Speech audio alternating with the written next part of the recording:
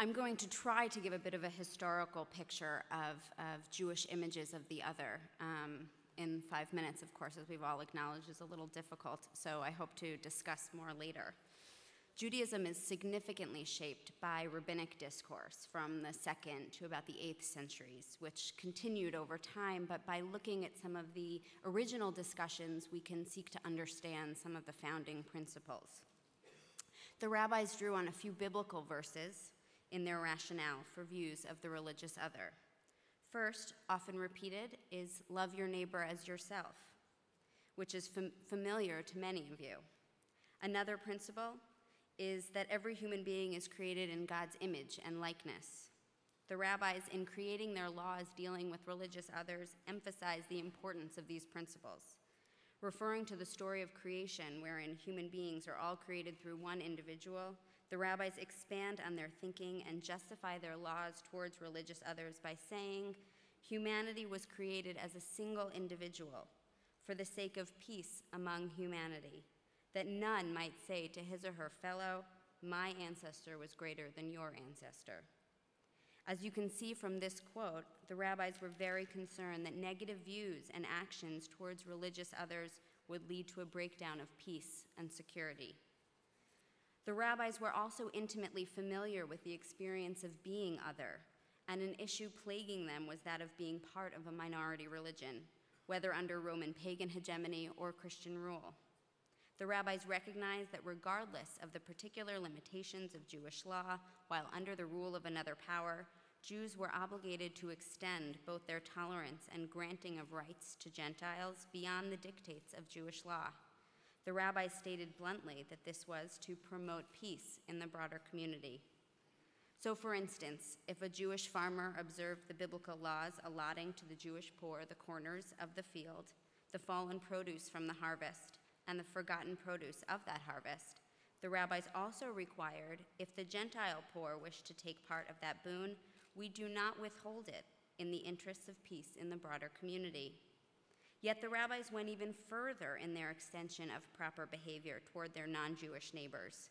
They required that one bury Gentile dead and mourn them and offer condolences to their families in the interest of peace. More recently, Jews have engaged in other conversations about the religious other. Expressing staunch opposition to conversion within Judaism, the 18th century German Jewish philosopher Moses Mendelssohn taught that according to the basic principles of my religion, I am not to seek to convert anyone not born into our laws. We believe that the other nations of the earth are directed by God to observe only the laws of nature. I fancy that whosoever leads men to virtue in this life cannot be damned in the next. Mendelssohn and other Jewish leaders agree that there are many paths to redemption. Thus, religious others are not to be converted or changed.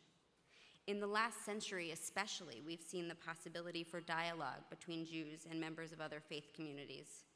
As Jewish leaders discuss the merits and possible dangers of this discourse, we can see signs of their images of the religious other. Rabbi Joseph Soloveitchik wrote in an essay that there were too many theological differences between Jews and Christians to engage in any theological discourse specifically, but he advocated closer ties between the Jewish and Christian communities.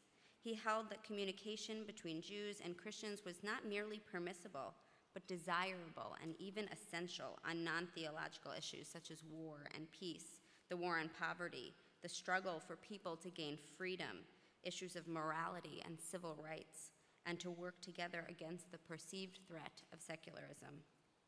Liberal Jewish groups of the last century have especially acknowledged the benefits of discourse with religious others. Conservative Rabbi Robert Gordis wrote in an essay, Ground Rules for Christian-Jewish Dialogue, he wrote this essay, and these rules eventually became more or less accepted by parties engaging in theological dialogue. Rabbi Gordis held that rational dialogue based on knowledge and mutual respect would be a blessing to our age. Jews cannot deny the debts that the Jewish religion and civilization owes to the nations of the world. Importantly, Jews never saw the existence of religious others as somehow threatening to their own beliefs or rituals. On the contrary, Different beliefs and opinions could only contribute to creating a better world for all of us. Relationships with other religions, when honestly pursued, can be beneficial to the Jewish community and to the world. As the late Professor Abraham Joshua Heschel put it, no religion is an island. Thank you.